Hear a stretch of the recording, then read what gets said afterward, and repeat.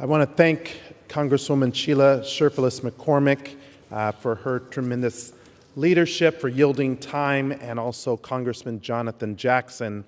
The two have been great co-chairs for our special order hour, a time when the Congressional Black Caucus comes to the floor to discuss important issues affecting all of America. And today, my colleagues of the Congressional Black Caucus are here to recognize the impact that gun violence has on Black communities and communities all around our country.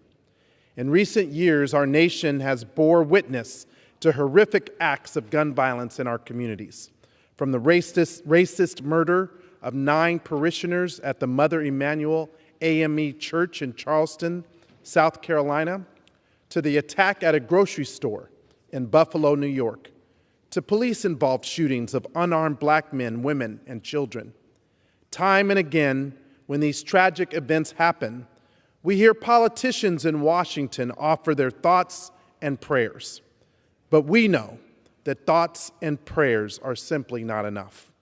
They're not enough to end the violence that traumatizes entire communities and rips family members and friends away from their loved ones. They're not enough to end the cycles of violence created by the systemic and structural disadvantages of generations of racism and disinvestment in our communities. We must do more than offer thoughts and prayers alone. In order to solve this crisis, we must first understand the problem before us. Data shows that Black Americans are disproportionately impacted by gun violence in our country. Specifically, Black Americans experience 12 times the gun homicides, 18 times the gun assault injuries, and nearly 3 times the fatal police shootings of white Americans. On top of this, we know that these guns are not manufactured in our communities.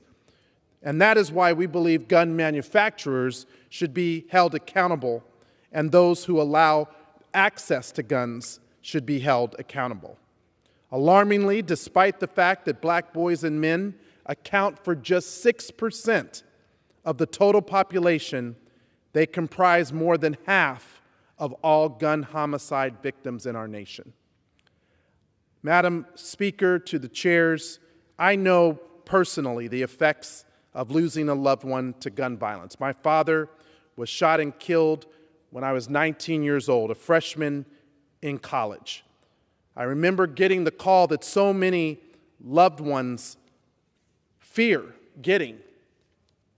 And now, in serving the district, the call that so many of my constituents tell me that they experience. The call that says that you don't get to say goodbye, that you don't get to tell your loved one once again that you love them, that they don't have the opportunities to see you, as my father didn't have with me, to finish my education, to raise 3 children, to serve my community, and to be here on the floor of the House of Representatives speaking about the issue of gun safety, not just in my community, but in communities all across the country. These are problems that can be attributed to a number of factors, including the combination of weak gun laws, as well as systemic racial inequities, including unequal access to safe housing and adequate educational and employment opportunities, and a history of disinvestment in public infrastructure and services in communities of color. To remedy the ongoing issue of gun violence, we must continue to advance policies aimed at saving lives and making our communities safer. In the last Congress, the Congressional Black Caucus was instrumental in the House passing the most significant piece of gun reform legislation in nearly 30 years with the bipartisan Safer Communities Act, which was signed into law by President Biden.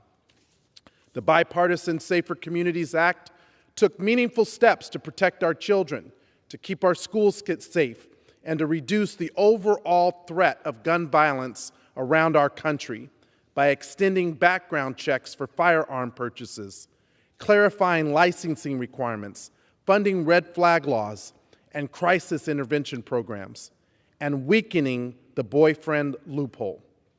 This landmark piece of legislation was a positive step towards curbing gun violence in our communities. But we need to take more action to reimagine public safety, including holding law enforcement officers more accountable, using public health resources to address mental health crises, and ensuring all communities are well-resourced with access to job opportunities, affordable childcare, and social services that improve quality of life. So I want to thank my colleagues of the Congressional Black Caucus, as well as the partners of nonprofit organizations like Giffords, Brady, and Everytown, for their tireless work to advance safer communities and to save lives. And to the people who have made this Congress act, last Congress, and who will demand that we act now. We know that public safety is not a red or blue issue, it is an American issue. And there's no reason that in the most powerful country in the world, we can't do more to save lives, to reduce crime, and to break the cycle of violence.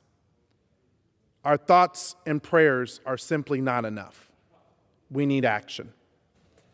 I want to thank you, Congresswoman Sheriff-List McCormick, for your leadership on these issues, Congressman Jackson, who experiences these tragedies every day in the communities that you both serve.